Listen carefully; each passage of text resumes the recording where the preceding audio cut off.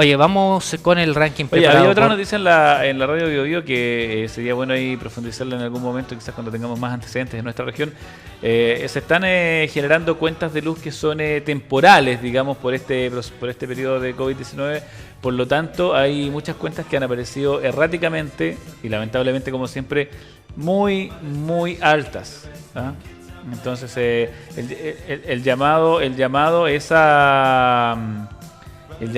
a denunciar esa situación y hacerla saber para que esto se regularice lo más pronto posible. No puedes pasar de gastar 15.000 o 20.000 pesos en electricidad o en agua al triple, independiente de que se esté más tiempo en la casa. Eso hay una nota ahí que se va a hacer en el departamento de prensa. Sí, Yanko creo que está reporteando. Yanko ya está en ello, está en ello, Yanko Morales. Vamos a este ranking preparado por nada más ni nada menos que el doctor Aquí tenemos Folder. Lo más concienzudo. Grandes hitos de la conocimiento. música, se llama Sí. su ranking. Esta sección que nadie pidió, Que nadie pidió, pero y que no tiene la nombre. seguimos realizando. Exactamente, 11 de la mañana con 3 minutos y nos vamos al ranking sin nombre en este más positivo de día jueves. Está en orden cronológico esto. Está perfectamente Partimos con 1941. sí, elaborado, muy bonito. Sí. La guitarra eléctrica, dice, es el músico de country y jazz Les Paul, cansado de la retroalimentación que generaban las guitarras con caja acústica al momento de amplificarlas con micrófono en sus presentaciones en vivo con su banda country, y aprovechando sus dotes de eléctrico autodidacta, experimenta con diferentes maneras de amplificar el sonido del instrumento.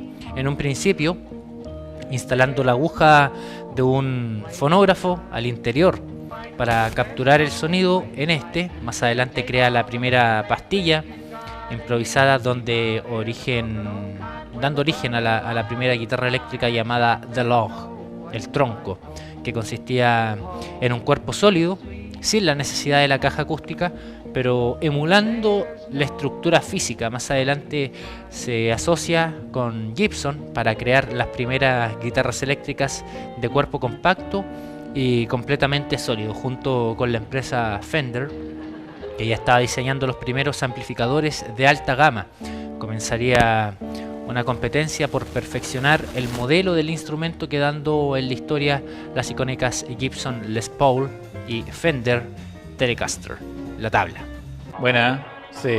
Oye, y esa es ¿Tú una... sabes tocar guitarra? Pocaso. ¿Pocaso? Notas básicas nomás. Yo y... nada. Sí. Tuve la intención en la enseñanza media, pero no. Pero no quedó lo nada. lograste. No, me superó. Bueno, después otro invento importante también es la grabación multipista. ¿Y por qué esto es importante para la música, Matías? Yo te lo voy a... Yo no te lo he preguntado, pero te lo pregunto. yo te ¿Por lo qué voy es a tan explicar. importante la grabación No me multipista? interesa que me lo preguntes o no, te lo voy a decir igual no más. No, lo que pasa es que la grabación multipista es importante porque en algún momento cuando tú grababas una banda, por ejemplo, imagínate un grupo de 10 músicos, una banda de cumbia, supongamos, allá en los años 50, y los tenías que grabar a todos juntos, ¿cierto? Por lo tanto, era complejo después realizar mezclas o qué mezcla ibas a hacer si no era en el momento, ya que o grababas bien a la primera o no grababas. Cuando se inventó la grabación multipista, eso cambió todo el proceso porque podías grabar cada instrumento por separado, cada voz por separado, en cintas evidentemente, y después hacer esa mezcla como a ti se te diera la gana. Eso en 1949, entonces comienza esta idea. Les Paul había experimentado con el doblaje, superposición de grabación con el mismo instrumento, hacia el final de los años 40, y fue en 1948 cuando la discográfica estadounidense Capitol Records presentó al público un disco de 78 revoluciones con el cual Les Paul haría sus primeros experimentos de doblaje en diferentes discos maestros. En 1949, un amigo del músico, el cantante Bing Crosby, le regaló una de las primeras unidades de producción de magnetófono de carrete abierto, el Ampex modelo 200. En pocas horas, Paul tuvo la idea de modificar el equipo añadiéndole cabezales adicionales de grabación y reproducción que le permitieran simultáneamente grabar una nueva pista mientras monitoreaba la reproducción de las pistas previamente grabadas. Los experimentos de Les Paul progresaban con rapidez y fue en 1953 cuando encargó a Ampex la construcción del primer magnetófono de 8 pistas. Increíble, ¿eh? con sus propios recursos. Con el tiempo esta tecnología comenzaría a evolucionar, comprimiendo tamaños de prototipos, incluyendo más canales, lo que daría el inicio definitivo a las compañías discográficas y la masificación de la grabación profesional. ¿Cómo te quedó el ojo, Matías? ¿Ah? Tu banda, tu grupo de reggaetón no tendría futuro si no fuese No tengo ningún grupo de reggaetón. Pero lo vas a tener. Vamos con el siguiente invento. Pasamos a esta década, del 50 y el 60, que se produjo la distorsión. ¿Qué quiere decir esto? Dice, en la década de los 60, guitarristas de géneros como blues o rock and roll accidentalmente dañaban las válvulas o parlantes de sus amplificadores y al tratar de repararlos daban un sonido sucio, saturado y prolongado. Esta distorsión pareció gustar a muchos, por lo que provocó una revolución en la música, tanto así que en algunos guitarristas como Dave Davids de The Kinks en 1964, cuando la rudeza del sonido ideal para la canción You Really Got Me, luego de grabar diferentes demos de la misma, decide rajar con una Gillette y hacerle agujeros con un lápiz y el cono de su amplificador, pudiendo dar carácter a su riff de guitarra, transformando la canción en un hit. Otros guitarristas también imitaron esta técnica, la popularizaron de esta distorsión rudimentaria y la necesidad de no dañar los equipos en medio de la demanda de artistas que lo buscaban, dio origen al primer pedal de distorsión analógica llamada Fuzz Box. Marcas como Electro Harmonix y Dunlop masificarían la creación de pedales de distorsión y otros efectos posteriores, al igual que Fender y su línea de amplificadores, que los incluirían en sus prototipos. Los pedales. Bueno, y es parte de la magia de la guitarra eléctrica, ¿no? El hecho de poder distorsionar ahí con una cantidad de pedales y efectos que hay ahora, compadre, ¿eh? Es increíble la cantidad de cosas que puedes hacer solamente con un par de notas y ya está. Tienes ahí una canción, así que es un tremendo invento. Y cómo la electrónica y la tecnología también ha ido de la mano de la evolución de la música, a tal punto de poder distorsionar la guitarra, ¿cierto? Lo que en algún momento era un instrumento así, tal cual como había sido pensado, no, se convirtió finalmente en toda una máquina de procesos y todo lo demás. Vamos a continuar en los años 50, porque seguimos con otro invento, a la polifonía. Harry Chamberlain, un inventor autodidacta norteamericano, crearía el Chamberlain a mediados de los años 50, el primer teclado polifónico de la historia.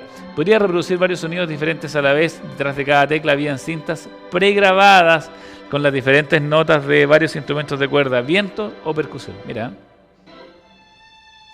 Pensando para el uso doméstico, al ser un prototipo muy aparatoso, poco pulido y delicado, solo se crearon 500 copias de este, siendo muy innovador en ese entonces, claro que sí, para su época, pero un fracaso comercial. Pasaron unos años y a principios de la década de los 60, un vendedor contratado por el propio Chamberlain llamado Bill Franzen llevó la idea al Reino Unido y la presentó como propia, logrando allí interesar a una empresa llamada Mellotronix, que fabricó 2000 unidades de un nuevo prototipo, el Mellotron, que es uno de los primeros sintetizadores que, de hecho, uno de mis ídolos de la música, Jean-Michel Jarre, o Jarre, como sea, usa este instrumento en varias de sus producciones.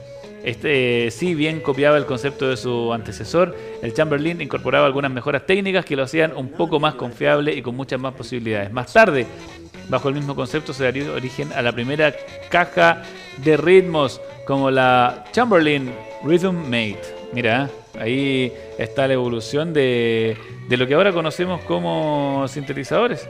Eso es básicamente. Y pasamos también al siguiente invento, Matías, que te lo voy a dejar, porque yo sé que a ti te gusta. De hecho, el último. Y como nos fuimos uno y uno... Ah, el último. Sí. Bien, bueno, gracias, Mati. No te las venga a dar de buen compañero, Walter. Ah, ya, perdón. Casi lo logro, pero fui evidenciado. Sí. Oye, entre la década del 60 y el 70, la música electrónica. También en 1960 en Gran Bretaña, la BBC trabajaba en su proyecto Radiophonics Workshop, un laboratorio encargado de recopilar y sintetizar efectos de sonidos para producciones audiovisuales. Aquí se suma, luego de ser rechazada de diferentes productoras por ser mujer, como asistente una joven Delia Derbyshire, titulada en música y matemáticas en la prestigiosa Universidad de Cambridge. ¿O Cambridge? Cambridge. Yeah. Con conocimientos en electroacústica y manejo de cintas secuenciadas. Delia perfeccionó su técnica llevando a cabo una verdadera alquimia de la música, grabando y sintetizando muestras en cintas, recortándolas en minúsculos trozos, dando vida a sonidos totalmente artificiales. Llegó el año 1963 y le delegaron la tarea de producir una composición de Ron Greiner bajo este complejo método, así dando vida a la primera canción 100% electrónica de la historia, el opening de la serie británica Doctor Who. Lamentablemente, solo se le dio el reconocimiento a Greiner por las melodías y no a Delia, quien produjo por completo la canción. Posteriormente, realizó más de 200 trabajos para la BBC de Londres y años más tarde decide, con un par de amigos, fundar White Noise, la primera banda electrónica de la historia. Más tarde vendrían otros como Kraftwerk, The Residents y el gran compositor Ian Michael Jarre. Sí, ese maestro. Si pudiéramos ahí poner un video de... Porque la puesta en escena de Jarre, que de hecho ese francés, no es solamente musical, sino que es más bien audiovisual. Entonces hay un trabajo ahí, pero vino al hueso, sí, vino en algún momento a dar un par 2018 de conciertos, sí, hace no mucho. ¿No lo fuiste a ver? No, pero me hubiese gustado.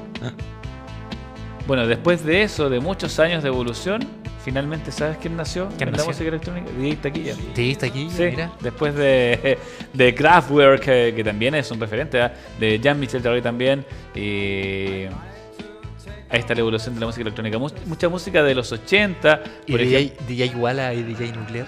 Por ejemplo,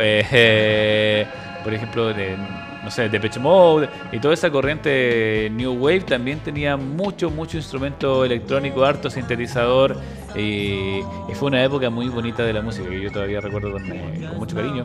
Era muy pequeño, pero hay canciones de esas sonando en mis orejas siempre, porque es la época dorada de la música, por lo menos para mí. Así es que gracias a todos esos inventos, imagínate, Matías, partir casi como un juego, ¿no? Como un experimento, hasta llegar a consolidarse en instrumentos musicales usables, reales, verdaderos, y que han permitido expandir la creatividad musical mucho más allá de los instrumentos que nosotros conocemos de manera clásica.